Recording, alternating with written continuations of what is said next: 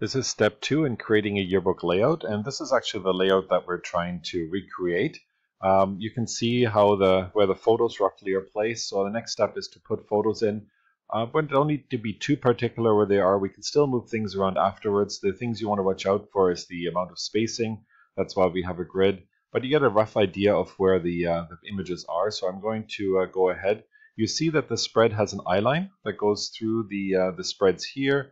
And there's sort of another visual line that sort of follows along through the image and the text here. So I'm going to place those in to help us line up stuff. So let's get started. So we have our spread that we made before.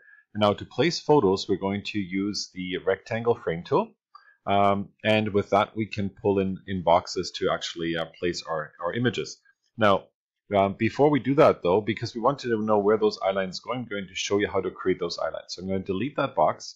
Now, if you go to the top ruler and pull down on the ruler, you can see that there's a ruler that comes down because I'm pulling on that page. If I go off the page, you can see that the line actually goes right across the spread.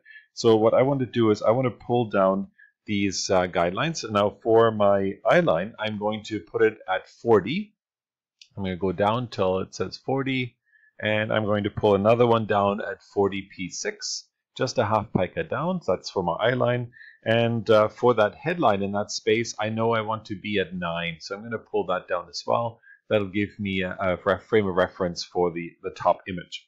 Okay, so now with this in place, I also have my columns, so that will help me where to place photos. So with my photo box tool now, I'm going to create some boxes. Now, if you make sure that they line up right from the start with the boxes, that's good. If not, you can always fix it later on.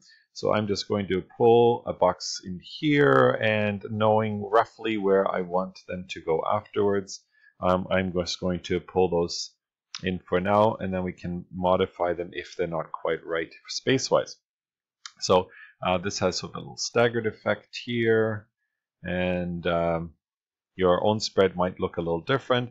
I find it's easier to make boxes when you first start your spread and then worry about the detail and exactly how they fit afterwards, but gives you a rough idea. Now this one here, I actually want to bleed off the page, so I'm going up, and I want to make sure that I go at least 1/2 pica off the page.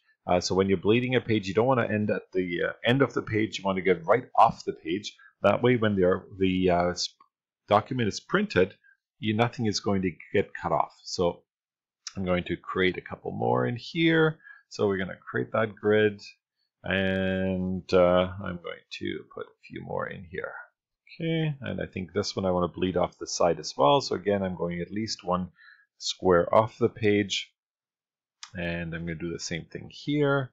And this is a relatively large one, and we're going to put another one in here. Okay, well, that looks pretty good already, and I think I've got most of the images in place. All right, so now with the boxes in place, now we want to actually put the images in. Now, there's a few ways of doing it. You can go File and Place, and then browse to your images and go and place them. The other way is to just have your folder of images, to take an image and drag it across and drop it on the box where you want it to go. And so when you drag it across, it actually comes in, and then you can click on the box and it will drop that image in. Now, if you select multiple items, so if I go back to that folder, so if I bring back that folder, I can actually select multiple items. I can click the first one, hold Shift, click the last one, and then drag that across. And what it will do, it will load up my cursor, and it will give me a preview of what each image looks like. Now, I'm not sure that the video will show you that image, but it loads up the cursor, and that will tell you what each image is. Then all you have to do is click on the box where you want the image to go. If you loaded up some images you don't want, you can hit the Escape button to say, I don't want a particular image, but you can click and place the images in the various boxes where you want them to go. And I'm just going to keep doing that to get all of the images in. And so again, I have the odd one that I don't want in that folder. So I just escape out of that. And then, and if you have an image that you've selected and that you forgot to make a box for, like I did here, then you can, with the cursor, drag a new box open and it will place that image for you. Okay, so now I've got all my images placed, and now when I look at it, I notice that some things don't quite line up, right? I've got some extra spacing here, I've got things that aren't quite lined up. So what I can do is I can again zoom in, and then with my pointer tool, I can either move the entire photo box so they line up to the grid, or just grab a corner of the file and drag it. So in this case here, I've got my margins here, but this photo is a little too tall, so I'm just going to bring that down. I noticed this one, I didn't go quite enough, but actually the photo, the box is fine, the photo is too small, so I will show you how to deal with that in a second. And I'm just going to go around and make sure my edges are all okay on these boxes. That looks fine. That looks okay. Here there's a problem, so I can go in here and I can take that box and make sure that that matches that grid line exactly. So you've got nice even spacing throughout your spread. We wanted to make sure we go off the page. That's fine. And down here we are on our grid line, and there's some other content that's going to go in here, so we'll worry about that in a minute.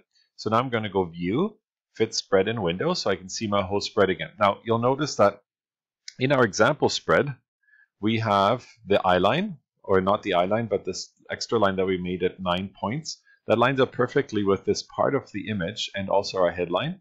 And we want to make sure we recreate that. And also you can see that where the gutter is, which is sort of halfway through here, nobody's face is caught in that, and we've made that large enough. So if we go back to our spread, now we can take our pointer tool, and on the circle, there's a circle that pops up when we hover over the image. So I'm going to click on that circle, and you see that the outline of that image has become orange, and that shows you that you've selected what is inside the container.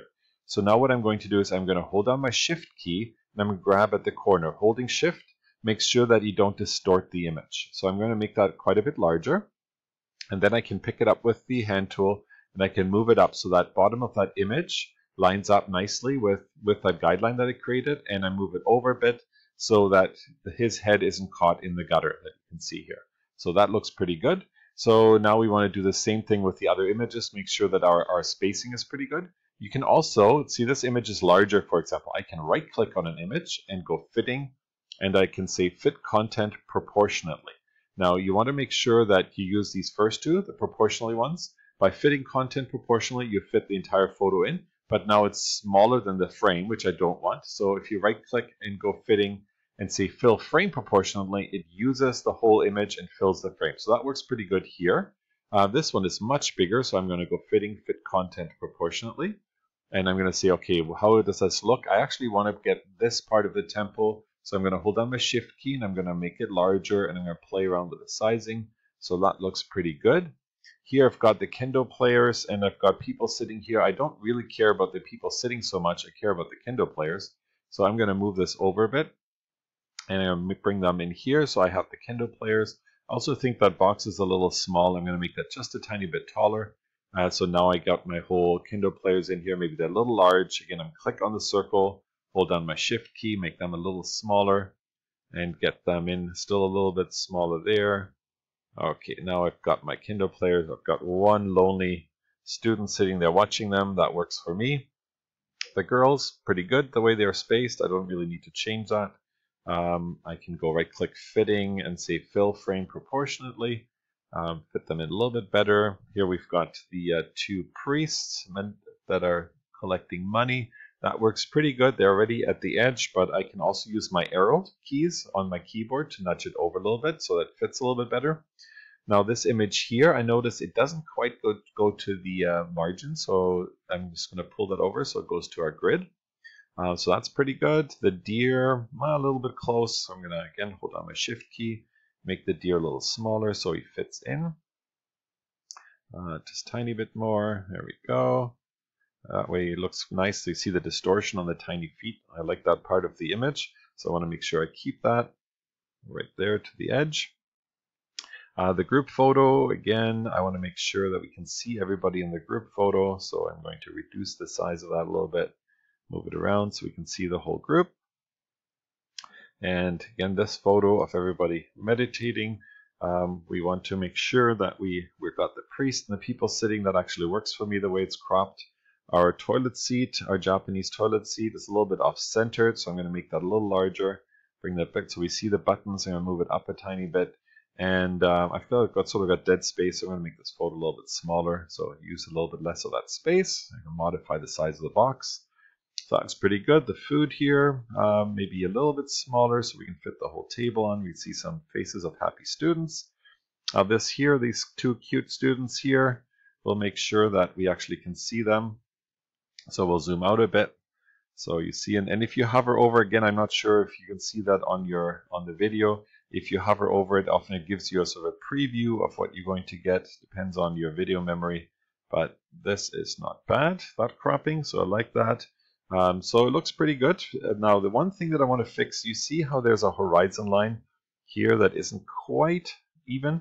So what I can do is I can click on the photo, I can grab the corner and I can rotate it slightly, or I can go up on the top and the toolbar and I can actually change that. And I think now if I go to -3 degrees, look how nice and level that looks. And that makes the image look so much better, just a tiny little tweak like that. So this gives us all our photos. Now for a quick view, we can actually go onto the preview mode and click on that. It gives us a view without any grids and guides. We get an idea what that looks like. We can also hold it down and click into presentation mode, and it will pop into a full screen without any distraction, which is a nice mode. And to get out of that, you hit escape.